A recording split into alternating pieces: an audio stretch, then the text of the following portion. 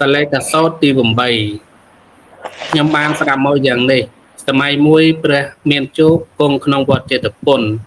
របស់អនាថបណ្ឌកសេដ្ឋីជិតក្រុងសាវត្ថីគ្រានោះឯងព្រះមហាចន្ទមានអាយុចេញអំពីទីសង្ងំក្នុងសាយនហសម័យហើយចូលទៅពលព្រះមានប្រភិលុះចូលទៅដល់ហើយថ្វាយបង្គំព្រះមានប្រភិហើយអង្គុយក្នុងទីដ៏សមគួរលោកមហាជនមានអាយុអង្គុយក្នុងទីដ៏សមគួរហើយទើបក្រាបទូលព្រះមានប្រភិយ៉ាងនេះថាបបិទ្ធព្រះអង្គដ៏ចម្រើនទិដ្ឋិទាំងឡាយច្រើនប្រការណាដែលជាទិដ្ឋិប្រកបដោយអត្តវិទ្យាខ្លះប្រកបដោយលោកវិទ្យាខ្លះកើតឡើងក្នុងលោកបបិទ្ធព្រះអង្គដ៏ចម្រើនកាលបើភិក្ខុធ្វើទុកក្នុងចិត្តជាដំបូងតើលះទិដ្ឋិទាំងនោះដោយឧបាយយ៉ាងនេះចោលទិដ្ឋិទាំងនោះដោយឧបាយយ៉ាងនេះដែរឬទេព្រះអង្គត្រាស់ថាមនាលជនទិដ្ឋិទាំងឡាយមានច្រើនប្រការណាដែលជាទិដ្ឋិប្រកបដោយអត្តវិទ្យាខ្លះប្រកបដោយលោកវិទ្យាខ្លះកើតឡើងក្នុងលោកក៏ទិដ្ឋិទាំងឡាយនោះកើតក្នុងបញ្ចខណ្ឌណាដេកសង្ងំនៅក្នុងបញ្ចខណ្ឌណាផុសផលឡើងក្នុងបញ្ចខណ្ឌណាកាលបើភិក្ខុឃើញច្បាស់នៅបញ្ចខណ្ឌនោះតាមសេចក្តីពិតដោយប្រាជ្ញាដ៏ប្រពៃយ៉ាងនេះថានេះមិនមែនរបស់អញនេះមិនមែនអញនេះមិនមែនខ្លួនរបស់អញដូច្នេះការលះបង់នៅទិដ្ឋិទាំងឡាយនេះគង់មានដោយឧបាយយ៉ាងនេះបានការរលាស់ចោលនៅទិដ្ឋិទាំងឡាយនោះគង់មានដោយឧបាយយ៉ាងនេះបានមនាលជនហេតុនេះតែងមានជាប្រកបគឺភិក្ខុពួកខ្លះក្នុងសាសនានេះស្ងាត់ចាកកាមទាំងឡាយស្ងាត់ចាកអកុសលធម៌ទាំងឡាយហើយចូលបឋមឈានប្រកបដោយវិតកៈមានបៃតិនិងសុខដែលកើតអំពីវិវេកភិក្ខុនោះមានសេចក្តីត្រេះរិះយ៉ាងនេះថាអាត្មាអញនៅដោយសេចក្តីផូរផង់ដូច្នេះមនាលជនតែតថាគតមិនទាន់ឲ្យឈ្មោះធម៌ទាំងនោះថាជាសេចក្តីផូរផង់ក្នុងវិន័យរបស់ព្រះអរិយទេ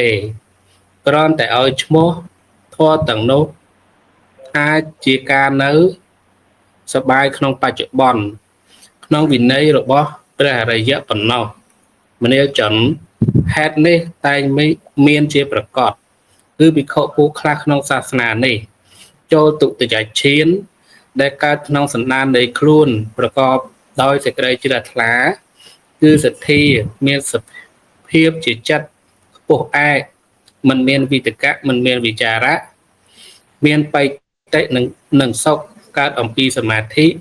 ព្រោះស្ងប់រងាប់វិតកៈនិងវិចារៈភិក្ខុនោះមានសេចក្តីសម្គាល់ថាអាត្មាអញនៅដោយសេចក្តីផូរផង់ដូច្នេះមនាលជនតែតថាគតមិនទាន់ឲ្យឈ្មោះធម៌ទាំងនោះថាជាសេចក្តីផូរផង់ក្នុងអរិយវិន័យទេគ្រាន់តែឲ្យឈ្មោះធម៌ទាំងនោះថាជាការនៅសប្បាយក្នុងបច្ចុប្បន្នក្នុងអរិយវិន័យប៉ុណ្ណោះមនាលជនហេតុនេះតែមានជាប្រកបគឺភិក្ខុពួកខ្លះក្នុងសាសនានេះមានចិត្តប្រងើយកន្តើយព្រោះនឿយណាយចាកបៃតិតែមានស្មារតីនឹងដឹងខ្លួនទទួលសេចក្តីសុខដោយនាមកាយព្រះអរិយទាំងឡាយតែងសរសើរបុគ្គលប្រកបតតយឈាននោះថាបុគ្គលប្រកបដោយតតយឈានមានចិត្តប្រងើយកន្តើយមានស្មារតីនៅជាសុខដូច្នេះដោយតតយឈានណាភិក្ខុនោះក៏បានចូលតតយឈាននោះភិក្ខុនោះមានសេចក្តីសម្គាល់ថាអាត្មាអញនៅដោយសេចក្តីផូរផង់ដូច្នេះមនាលជនតែតថាគតមិនទាន់ឲ្យឈ្មោះធម៌ទាំងនោះថាជាសេចក្តីផូរផង់ក្នុងអរិយវិន័យទេគ្រាន់តែឲ្យឈ្មោះធម៌ទាំងនោះថាជាការនៅសប្បាយក្នុងបច្ចុប្បន្នក្នុងអរិយវិន័យប៉ុណ្ណោះមនាលជនហេតុនេះតែងមានជាប្រកប គឺភិក្ខុពួកខ្លះក្នុងសាសនានេះចូលចតុតឈានមានសតិដល់បរិសុទ្ធដោយឧបេក្ខាមិនសុខមិនទុកមិនសុខព្រោះលះបង់នៅសុខផងលះបង់នៅទុក្ខផងវិនិច្ឆ័យទៅនៃសោមនស្សនិងទោមនស្សទាំងឡាយក្នុងកាលមុនផងភិក្ខុនោះមានសេចក្តីសម្គាល់យ៉ាងនេះថាអាត្មាអញនៅដោយសេចក្តីផរផង់ដូច្នេះមនាលជនតែតថាគតមិនទាន់ឲ្យឈ្មោះធម៌ទាំងនោះថាជាសេចក្តីផរផង់ក្នុងអរិយវិន័យទេគ្រាន់តែឲ្យឈ្មោះធម៌ទាំងនោះថាជាការនៅសប្បាយក្នុងបច្ចុប្បន្នក្នុងអរិយវិន័យប៉ុណ្ណោះតើនេះទៀតយើងយល់នៅក្នុងព្រះបាលីគឺពុទ្ធដីកាសិនណាពុត្រាចាចាប់អត់បានទេបងចាប់អត់បានបងខ្ញុំមើលតាមខ្ញុំចាប់អត់បានទេបងអត់សូវលឺឬក៏អត់បានស្ដាប់អត់អីទេបងសំឡេងបងច្បាស់ល្អជាងម្សិលមិញតើបងតែចាប់សេចក្តីអត់បានបងអត់យល់អញ្ចឹងហីមានន័យថាអត់យល់ចាចាមានអ្នកយល់ទេទៀត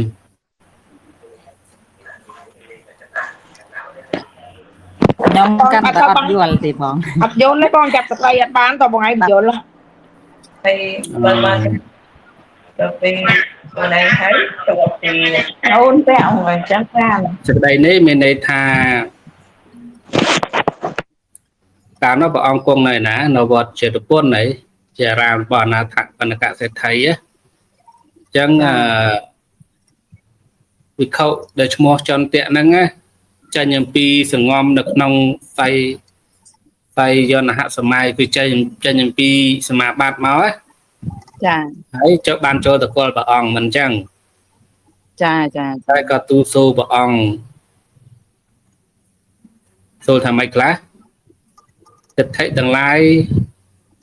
ដែលជាចិត្តទិដ្ឋិដែលយើងសង្កល់ថាអត្តវិទ្យហ្នឹងណាសង្កល់ថាខ្លួនជាលោកវិទ្យហ្នឹងណាវិទ្យនៅក្នុងលោកហ្នឹងណាអញ្ចឹងត្រូវលះបង់ទិដ្ឋិតាមនោះដោយអបាយដូចម្ដេចទិដ្ឋិពីរហ្នឹងគឺមានអត្តវិទ្យនិងលោកវិទ្យហ្នឹងគឺចិនភិក្ខុហ្នឹងសួរព្រះអង្គតើត្រូវលះដោយវិធីយ៉ាងណាអញ្ចឹងព្រះអង្គក៏សម្ដែងប្រាប់ដល់ចន្ទៈភិក្ខុហ្នឹងគឺតកតងនឹងភិក្ខុក្នុងសាសនានេះតែងចូលអីចូលឈានមានបឋមឈានទុតិយឈានតតិយឈានចតុតឈានរហូតដល់ចតុតឈានប៉ុន្តែមិនឈ្មោះថាលះបង់កលេសក្នុងអរិយវិន័យនេះទេគឺឈ្មោះថាជាអ្នកដែលនៅក្នុងសុខវិហេរធម៌ក្នុងបច្ចុប្បន្នជាសុខនៅក្នុងបច្ចុប្បន្នប៉ុណ្ណោះតើនេះប៉ុណ្ណឹងតានបងតានប៉ុណ្ណោះតើអីបងតើអីតែព្រោះនៅក្នុងឈានលះកលេសកើតអត់ទេបងបានតែចូលជាសុខគណៈគ្រាប់សង្កត់នៅនិវរណៈធម៌ហើយនៅជាសុខក្នុងបច្ចុប្បន្នចាអញ្ចឹងព្រះអង្គសម្ដែងថាមានភិក្ខុក្នុងសាសនានេះជាអ្នកបាននៅបឋមឈានរហូតដល់ចតុតឈានហ្នឹងអញ្ចឹងណាងាប់រងាប់នៅអកុសលធម៌ទាំងឡាយហើយនៅជាសុខក្នុងបច្ចុប្បន្នប៉ុន្តែមិនមែននៅក្នុងព្រះវិន័យក្នុងអរិយវិន័យគឺឲ្យឈ្មោះថាជាសុខនៅក្នុងបច្ចុប្បន្នមិនអញ្ចឹងចានៅឲ្យយើងយល់ពុទ្ធដីកាប៉ុណ្ណឹងសិនណាចាំទៅដល់អត្ថកថាចាំយើងសិក្សាទៀត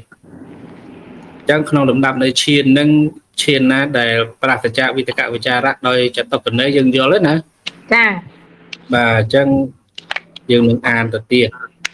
រហូតដល់ចតុតឈានហ្នឹងអញ្ចឹងការនៅក្នុងឈានដោយសុខក្នុងឈាននៅជាសុខក្នុងបច្ចុប្បន្នហ្នឹងនៅក្នុងព្រះអរិយវិន័យគេឲ្យឈ្មោះថានៅជាសុខក្នុងបច្ចុប្បន្នសុខវិហេរធម៌ឯបងសុខវិហេរធម៌ហ្នឹងណាចាប៉ុន្តែអត់ទាន់ប្រសើរនៅឡើយណាវាទៅនៅចាដល់យើងកាត់កលែប៉ុណ្ណឹងបងគាត់នៅជាសុខហ្នឹងបាទអញ្ចឹងយើង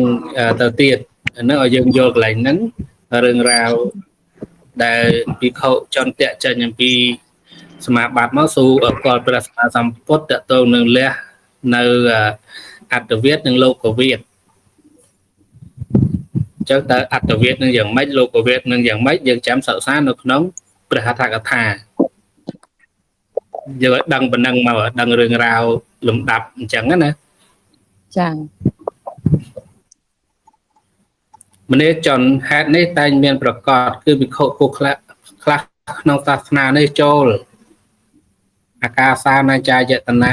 ដោយគិតថាអាកាសមិនមានទីបំផុតព្រោះកន្លងនៅពុករូបសញ្ញាវិនិច្ឆ័យទៅនៃរូបៈដេខសញ្ញាមិនកំណត់ក្នុងចិត្តនៅពុនានត្តសញ្ញាដោយសពគ្រប់វិខុនោះមានសេចក្តីសម្គាល់យ៉ាងនេះថាអាត្មាអញនៅដោយសេចក្តីពោរផង់ដូច្នេះមនេចនតែតថាគតមិនទាន់ឈ្មោះធរទាំងនោះថាជាសេចក្តីពោរផង់ក្នុងអរិយវិន័យទេគ្រាន់តែឲ្យឈ្មោះធរទាំងនោះថាជាគ្រឿងនៅដល់ស្ងប់ស្ងាត់ក្នុងបច្ចុប្បន្នក្នុងអរិយវិន័យប៉ុណ្ណោះមនេចនហេតុនេះតែងមានជាប្រកបគឺភិក្ខុក្នុងសាសនានេះកន្លងហួសអាកាសានញ្ចាយតនៈដោយសពគ្រប់ហើយចូលវិញ្ញាណញ្ចាយតនៈដោយគិតថាវិញ្ញាណមិនមានទីបំផុតភិក្ខុនោះក៏មានសេចក្តីសម្គាល់យ៉ាងនេះថាអាត្មាអញនៅដោយសេចក្តីពោរផង់ដូច្នេះមនេចនតែថាតថាគតមិនទាន់ឲ្យឈ្មោះធរទាំងនោះថាជាសេចក្តីពោរផង់ក្នុងអរិយវិន័យទេគ្រាន់តែឲ្យឈ្មោះធរទាំងនោះថាជាគ្រឿងនៅដល់ស្ងប់រងាប់ក្នុងអរិយវិន័យប៉ុណ្ណោះមនេចនហេតុនេះតែងមានជាប្រកបគឺភិក្ខុពួកខ្លះក្នុងសាសនានេះបន្លងហួសនៅវិញ្ញាណញ្ចាយតនៈដោយសពគ្រប់ហើយចូលអកញ្ចញ្ញាយតនៈដោយគិតថាវត្ថុតិចតួចមិនមានភិក្ខុនោះក៏មានសេចក្តីសម្គាល់យ៉ាងនេះថាអាត្មាអញនៅដោយសេចក្តីពោរផង់ដូច្នេះមនេចនតែថាតថាគតមិនទាន់ឲ្យឈ្មោះធរទាំងនោះថាជាសេចក្តីពោរផង់ក្នុងអរិយវិន័យទេគ្រាន់តែឲ្យឈ្មោះធរទាំងនោះថាជាគ្រឿងនៅដ៏ស្ងប់រងាប់ក្នុងអរិយវិន័យប៉ុណ្ណោះមនេចនហេតុនេះតែងមានជាប្រកបគឺភិក្ខុពួកខ្លះក្នុងសាសនានេះកន្លងហួសនៅអកញ្ចញ្ញាយតនៈដោយសពគ្រប់ហើយចូលនៃវសញ្ញានាសញ្ញាយតនៈភិក្ខុនោះក៏មានសេចក្តីសម្គាល់យ៉ាងនេះថាអាត្មាអញនៅដោយសេចក្តីពោរផង់ដូច្នេះមនេចនតែថាតថាគតមិនទាន់ឲ្យឈ្មោះធរទាំងនោះថាជាសេចក្តីពោរផង់ក្នុងអរិយវិន័យទេតែគ្រាន់ឲ្យឈ្មោះធរទាំងនោះថាជាគ្រឿងនៅដែលស្ងប់រងាប់ក្នុងអរិយវិន័យប៉ុណ្ណោះតោះនេះនៃដូចរូបឈានអញ្ចឹងណានៃដូចគ្នាគាត់ថាលោកចូលដល់អរូបឈានវិខុអ្នកដែលបានអរូបឈានទី1ទី2ទី3ទី4ហ្នឹងណាចាគឺថានៅដោយសេចក្តីស្ងប់ស្ងាត់ប៉ុន្តែព្រះអង្គមិនទាន់ឲ្យឈ្មោះថាជាធម៌ផោរផង់នៅឡើយទេនៅក្នុងអរិយវិន័យចាបងចាបាទអញ្ចឹងនៅដូចនៅក្នុងរូបឈានដែរណាមនេចនអ្នកត្រូវធ្វើសេចក្តីផោរផង់ក្នុងវត្ថុមានការមិនបៀតបៀនជាដើមនេះពួកអ្នកត្រូវធ្វើនៅសេចក្តីផោរផង់យ៉ាងនេះថាជនទាំងឡាយដតីនឹងជាអ្នកបៀតបៀនក្នុងវត្ថុណាពួកយើងនឹងជាអ្នកមិនបៀតបៀនក្នុងវត្ថុនោះពួកអ្នកត្រូវធ្វើនៅសេចក្តីផោរផង់យ៉ាងនេះថាជនទាំងឡាយដតីនឹងជាអ្នកបំបត្តិជីវិតណាក្នុងវត្ថុណាពួកយើងនឹងជាអ្នកវេចាកិរិយាបំបត្តិជីវិតក្នុងវត្ថុនោះពួកអ្នកត្រូវធ្វើសេចក្តីផោរផង់យ៉ាងនេះថាជនទាំងឡាយដតីនឹងកាន់យកនៅរបស់គេមិនបានឲ្យក្នុងវត្ថុណាពួកយើងនឹងវាចាការកាន់យកនៅវត្ថុដែលគេមិនបានឲ្យក្នុងវត្ថុនោះ ពួកអ្នកត្រូវធ្វើនៅសេចក្តីផូរផង់យ៉ាងនេះថាជនទាំងឡាយដទៃប្រព្រឹត្តនៅធម៌មិនប្រសើរក្នុងវត្ថុណាពួកយើងនឹងប្រព្រឹត្តនៅធម៌ដ៏ប្រសើរក្នុងវត្ថុនោះពួកអ្នកត្រូវធ្វើនៅសេចក្តីផូរផង់យ៉ាងនេះថាជនទាំងឡាយដទៃនឹងនិយាយកុហកក្នុងវត្ថុណាពួកយើងនឹងវាចាការនិយាយកុហកក្នុងវត្ថុនោះពួកអ្នកត្រូវធ្វើនៅសេចក្តីផូរផង់យ៉ាងនេះថាជនទាំងឡាយដទៃនឹងមានសម្ដីញុះញង់ក្នុងវត្ថុណាពួកយើងនឹងវាចាសម្ដីញុះញង់ក្នុងវត្ថុនោះពួកអ្នកត្រូវធ្វើនៅសេចក្តីផូរផង់យ៉ាងនេះថាជនទាំងឡាយដទៃនឹងមានសម្ដីត្រពោះក្នុងវត្ថុណាពួកយើងនឹងវាសម្ដីត្រពោះក្នុងវត្ថុនោះពួកអ្នកត្រូវធ្វើនៅសេចក្តីផូរផង់យ៉ាងនេះថាជនទាំងឡាយដទៃនឹងពោលពាក្យអត្ថប្រយោជន៍ក្នុងវត្ថុណាពួកយើងនឹងវាចាការពោលពាក្យអត្ថប្រយោជន៍ក្នុងវត្ថុនោះពួកអ្នកត្រូវធ្វើនៅសេចក្តីផូរផង់យ៉ាងនេះថាជនទាំងឡាយដទៃមានសេចក្តីគយគន់ចង់បានទ្រព្យអ្នកដទៃក្នុងវត្ថុណាពួកយើងនឹងមិនធ្វើសេចក្តីគយគន់ក្នុងវត្ថុនោះពួកអ្នកត្រូវធ្វើនៅសេចក្តីផូរផង់យ៉ាងនេះថាជនទាំងឡាយដទៃនឹងមានចិត្តគុំគួនក្នុងវត្ថុណាពួកយើងនឹងមិនមានចិត្តគុំគួនក្នុងវត្ថុនោះពួកអ្នកត្រូវធ្វើសេចក្តីផូរផង់យ៉ាងនេះថាជនទាំងឡាយដទៃនឹងជាមិច្ឆាទិដ្ឋិក្នុងវត្ថុណាយើងទាំងឡាយនឹងជាសមាទិដ្ឋិក្នុងវត្ថុនោះពួកអ្នកត្រូវធ្វើសេចក្តីផូរផង់យ៉ាងនេះថាជនទាំងឡាយដទៃនឹងមានតម្រេះខុសក្នុងវត្ថុណាពួកយើងនឹងមានតម្រេះត្រូវក្នុងវត្ថុនោះពួកអ្នកត្រូវធ្វើនៅសេចក្តីផូរផង់យ៉ាងនេះថាពួកជនទាំងឡាយដទៃនឹងមានសម្ដីខុសក្នុងវត្ថុណាពួកយើងនឹងមានសេចក្តីត្រូវក្នុងវត្ថុនោះពួកអ្នកត្រូវធ្វើនៅសេចក្តីផូរផង់យ៉ាងនេះថាជនទាំងឡាយដទៃនឹងមានការងារខុសក្នុងវត្ថុណាពួកយើងនឹងមានការងារត្រូវក្នុងវត្ថុនោះពួកយើងត្រូវធ្វើពួកអ្នកត្រូវធ្វើសេចក្តីផូរផង់យ៉ាងនេះថាជនទាំងឡាយដទៃនឹងចិញ្ចឹមជីវិតខុសក្នុងវត្ថុណាពួកយើងនឹងចិញ្ចឹមជីវិតត្រូវក្នុងវត្ថុនោះពួកអ្នកត្រូវធ្វើនៅសេចក្តីផូរផង់យ៉ាងនេះថាជនទាំងឡាយដទៃនឹងមានព្យាយាមខុសក្នុងវត្ថុណាពួកយើងនឹងមានព្យាយាមត្រូវក្នុងវត្ថុនោះពួកអ្នកត្រូវធ្វើសេចក្តីផូរផង់យ៉ាងនេះថាជនទាំងឡាយដទៃនឹងមានសេចក្តីរលឹកខុសក្នុងវត្ថុណាពួកយើងនឹងមានសេចក្តីរលឹកត្រូវក្នុងវត្ថុនោះពួកអ្នកត្រូវធ្វើនៅសេចក្តីផូរផង់យ៉ាងនេះថាជនទាំងឡាយដទៃនឹងមានសមាធិខុសក្នុងវត្ថុណាពួកយើងនឹងមានសមាធិត្រូវក្នុងវត្ថុនោះពួកអ្នកត្រូវធ្វើសេចក្តីផូរផង់យ៉ាងនេះថាជនទាំងឡាយដទៃនឹងមានញាណខុសក្នុងវត្ថុណាពួកយើងនឹងមានញាណត្រូវក្នុងវត្ថុនោះពួកអ្នកត្រូវធ្វើសេចក្តីផូរផង់យ៉ាងនេះថាជនទាំងឡាយដទៃនឹងមានវិមុតខុសក្នុងវត្ថុណាពួកយើងនឹងមានវិមុតត្រូវក្នុងវត្ថុនោះពួកអ្នកត្រូវធ្វើសេចក្តីផូរផង់យ៉ាងនេះថាជនទាំងឡាយដទៃនឹងមានថយមិត្តៈគ្រប់សង្កត់ក្នុងវត្ថុណាពួកយើងនឹងមិននឹងមានថយមិត្តៈប្រះទៅក្នុងវត្ថុនោះពួកអ្នកត្រូវធ្វើនៅសេចក្តីផូរផង់យ៉ាងនេះថាជនទាំងឡាយដទៃនឹងប្រកបដោយសេចក្តីរាយមាយក្នុងវត្ថុណាពួកយើងនឹងមានសេចក្តីរាយមាយក្នុងវត្ថុនោះពួកអ្នកត្រូវធ្វើនៅសេចក្តីផូរផង់យ៉ាងនេះថាពួកជនទាំងឡាយដទៃនឹងមានសេចក្តីសង្ស័យក្នុងវត្ថុណាពួកយើងនឹងមានសេចក្តីសង្ស័យកន្លងផុតហើយក្នុងវត្ថុនោះពួកអ្នកត្រូវធ្វើនៅសេចក្តីផូរផង់យ៉ាងនេះថាជនទាំងឡាយដទៃនឹងមានសេចក្តីក្រេវក្រោធក្នុងវត្ថុណាពួកយើងនឹងមិនមានសេចក្តីក្រេវក្រោធក្នុងវត្ថុនោះពួកអ្នកត្រូវធ្វើនៅសេចក្តីផូរផង់យ៉ាងនេះថាជនទាំងឡាយដទៃនឹងចងសេចក្តីក្រេវក្រោធទុកក្នុងវត្ថុណាពួកយើងនឹងមិនចងសេចក្តីក្រេវក្រោធទុកក្នុងវត្ថុនោះពួកអ្នកត្រូវធ្វើនៅសេចក្តីផូរផង់យ៉ាងនេះថាជនទាំងឡាយដទៃនឹងលុបលាងគុណគេក្នុងវត្ថុណាពួកយើងនឹងមិនលុបលាងគុណគេក្នុងវត្ថុនោះពួកអ្នកត្រូវធ្វើនៅសេចក្តីផូរផង់យ៉ាងនេះថាជនទាំងឡាយដទៃនឹង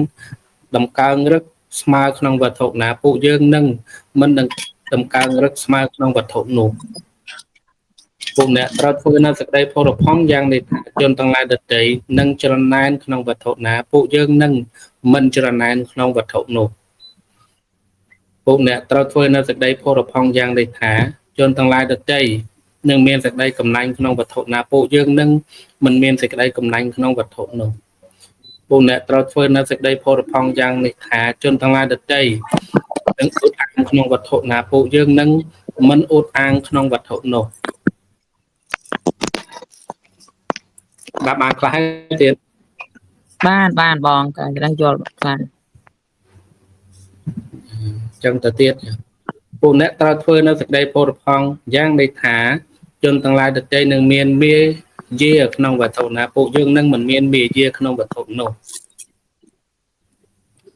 ពួកអ្នកត្រូវធ្វើនៅសេចក្តីផុសផង់យ៉ាងនេះថាពួកជនទាំងឡាយដទៃនឹងរឹងត្អឹងក្នុងវត្ថុណាពួកយើងនឹងមិនរឹងត្អឹងក្នុងវត្ថុនោះ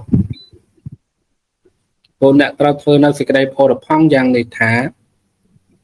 ជនទាំងឡាយដទៃនឹងមានសេចក្តីមើលងាយគេក្នុងវត្ថុណាពួកយើងនឹងមិនមានសេចក្តីមើលងាយគេក្នុងវត្ថុនោះពួកអ្នកត្រូវធ្វើសេចក្តីផុសផង់យ៉ាងនេះថាជនទាំងឡាយដទៃនឹងជាអ្នកដែលគេប្រដៅក្រក្នុងវត្ថុណាពួកយើងនឹងមិនជាអ្នកដែលគេប្រដៅក្រក្នុងវត្ថុនោះដែលគេប្រដៅងាយក្នុងវត្ថុនោះពួកអ្នកត្រូវធ្វើនៅសេចក្តីផុសផង់យ៉ាងនេះថាជនទាំងឡាយដទៃនឹងមានមិត្តអាក្រក់ក្នុងវត្ថុណាពួកយើងនឹងមានមិត្តល្អក្នុងវត្ថុនោះពួកអ្នកត្រូវធ្វើនៅសេចក្តីផុសផង់យ៉ាងនេះថាជនទាំងឡាយដទៃនឹងធ្វេសប្រហែសក្នុងវត្ថុណាពួកយើងនឹងមិនធ្វេសប្រហែសក្នុងវត្ថុនោះពួកអ្នកត្រូវធ្វើនៅសេចក្តីផុសផង់យ៉ាងនេះថាជនទាំងឡាយដទៃនឹងមិនមានសទ្ធាក្នុងវត្ថុណាពួកយើងនឹងមានសទ្ធាក្នុងវត្ថុនោះពួកអ្នកត្រូវធ្វើសេចក្តីផុសផង់យ៉ាងនេះថាជនទាំងឡាយដទៃនឹងមិនខ្មាស់បាបក្នុងវត្ថុណាពួកយើងនឹងមានចិត្តខ្មាស់បាបក្នុងវត្ថុនោះពួកអ្នកត្រូវធ្វើនៅសេចក្តីផុសផង់យ៉ាងនេះថាជនទាំងឡាយដទៃនឹងមិនខ្លាចបាបក្នុងវត្ថុណាពួកយើងនឹងខ្លាចបាបក្នុងវត្ថុនោះពួកអ្នកត្រូវធ្វើនៅសេចក្តីផុសផង់យ៉ាងនេះថាជនទាំងឡាយដទៃនឹងមិនរៀនសូត្រក្នុងវត្ថុណាពួកយើងនឹងរៀនសូត្រក្នុងវត្ថុនោះពួកអ្នកត្រូវធ្វើនៅសេចក្តីផុសផង់យ៉ាងនេះថាជនទាំងឡាយដទៃនឹងខ្ជិលច្រអូសក្នុងវត្ថុណាពួកយើងនឹងមានព្យាយាមប្រឹងប្រែងក្នុងវត្ថុនោះពួកអ្នកត្រូវធ្វើនៅសេចក្តីផុសផង់យ៉ាងនេះថាជនទាំងឡាយដទៃនឹងមានសេចក្តីភ្លេចភ្លាំងក្នុងវត្ថុណាពួកយើងនឹងមាននឹងប្រងស្មារតីក្នុងវត្ថុនោះពួកអ្នកត្រូវធ្វើសេចក្តីផុសផង់យ៉ាងនេះថាជនទាំងឡាយដទៃនឹងអត្តប្រាជ្ញាក្នុងវត្ថុណាពួកយើងនឹងមានប្រាជ្ញាក្នុងវត្ថុនោះពួកអ្នកត្រូវធ្វើនៅសេចក្តីផុសផង់យ៉ាងនេះថាជនទាំងឡាយដទៃនឹងប្រកាន់សេចក្តីយល់ឃើញរបស់ខ្លួនជាអ្នកប្រកាន់មមជាអ្នកដែលគេឲ្យលះបង់លទ្ធិបានក្រក្នុងវត្ថុណាពួកយើងនឹងមិនមានប្រកាន់តាមសេចក្តីយល់ឃើញរបស់ខ្លួនជាអ្នកមិនប្រកាន់មមនឹងជាអ្នកដែលគេឲ្យលះបង់លទ្ធិបានដោយងាយអានឹងគឺរបៀបបប្រតិបត្តិដើម្បីធ្វើឲ្យផុសផង់ក្នុងអរិយវិន័យរបស់ព្រះអង្គណាចាបងឃើញទេបាននៅបឋមឈានទុតិយឈានតតយឈានចតតឈានបញ្ញមឈានរហូតដល់អរូបឈានហ្នឹងណាចាអត់ទាន់ផុសផង់នៅក្នុងអរិយវិន័យទេប៉ុន្តែនេះយើងលះនៅបាណាតិបាតអតនីទានកាមេជាដើមនេះហោហែដោយព្រះអង្គសម្ដែងមិញអញ្ចឹងណាចាអានឹងឯងគឺជាការធ្វើឲ្យនៅផុសផង់នៅក្នុងអរិយវិន័យតើនេះដល់ខ្ញុំសង្ខេបប៉ុណ្ណឹងតើណៃបងតើណៃបាទចឹងតទៀតមនាលចន្ទតថាគតពោលចំពោះនៃការកើតឡើងនៃចិត្តក្នុងកុសលធម៌ទាំងឡាយមានឧបការៈច្រើននិងពោលទៅថ្មីក្នុងការតាក់តែងដោយកាយឬដោយវាចាមនាលចន្ទព្រោះហេតុនោះអ្នកត្រូវញ៉ាំងចិត្តឲ្យកើតឡើងយ៉ាងនេះថាជនទាំងឡាយដទៃ នឹងបៀតបៀនក្នុងវត្ថុណាពួកយើងនឹងមិនបៀតបៀនក្នុងវត្ថុនោះអ្នកត្រូវញ៉ាំងចិត្តឲ្យកើតឡើងយ៉ាងន័យថាជនទាំងឡាយដទៃនឹងបំបត្តិជីវិតសត្វក្នុងវត្ថុណាពួកយើងនឹងវាចាការបំបត្តិជីវិតសត្វក្នុងវត្ថុនោះពេលអ្នកត្រូវញ៉ាំងចិត្តឲ្យកើតឡើងយ៉ាងន័យថាជនទាំងឡាយដទៃនឹងប្រកាន់តាមសេចក្តីយល់ឃើញរបស់ខ្លួនជាអ្នកប្រកាន់មមជាអ្នកដែលគេឲ្យលះបង់លទ្ធិបានដោយក្រក្នុងវត្ថុណាពួកយើងនឹងមិនប្រកាន់សេចក្តីយល់ឃើញរបស់ខ្លួនជាអ្នកមិនប្រកាន់មមជាអ្នកដែលគេឲ្យលះបង់លទ្ធិបានដោយងាយក្នុងវត្ថុនោះព្រះអង្គសម្ដែងហោហែទៅទៀតអនុសន្ធិចាបងចាអញ្ចឹងទៅទៀតយើងចាំទៅពីរោះក្នុងអត្ថកថាណាប៉ុន្តែយើងត្រូវយល់ក្នុងព្រះបាលីគឺពុទ្ធដីកានេះដែរអញ្ចឹងណាអ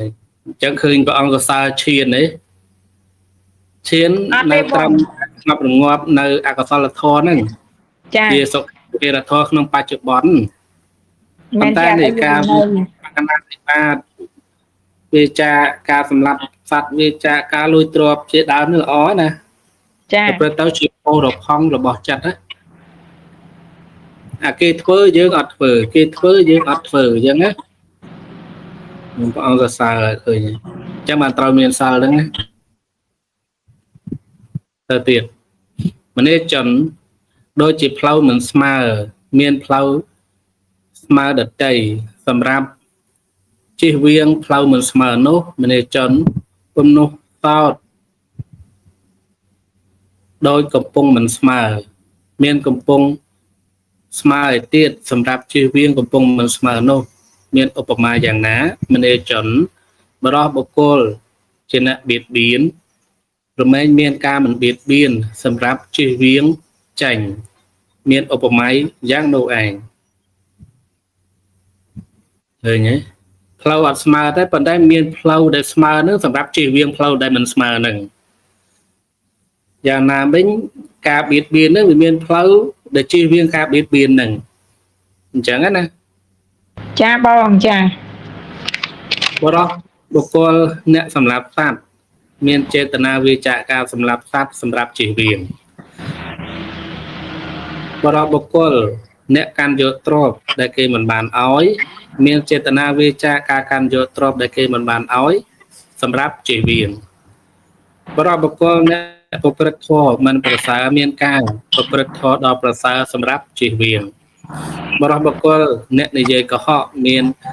ចេតនាវាចាពាក្យកុហកសម្រាប់ជិះវៀងបរោះបុគ្គលអ្នកមាន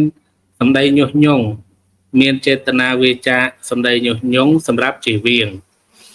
បរោះបុគ្គលអ្នកមានសម្ដីត្រគោះមានចេតនាវាចាសម្ដីត្រគោះសម្រាប់ជិះវៀងបរោះបុគ្គលអ្នកពោលពាក្យអត្ថប្រយោជន៍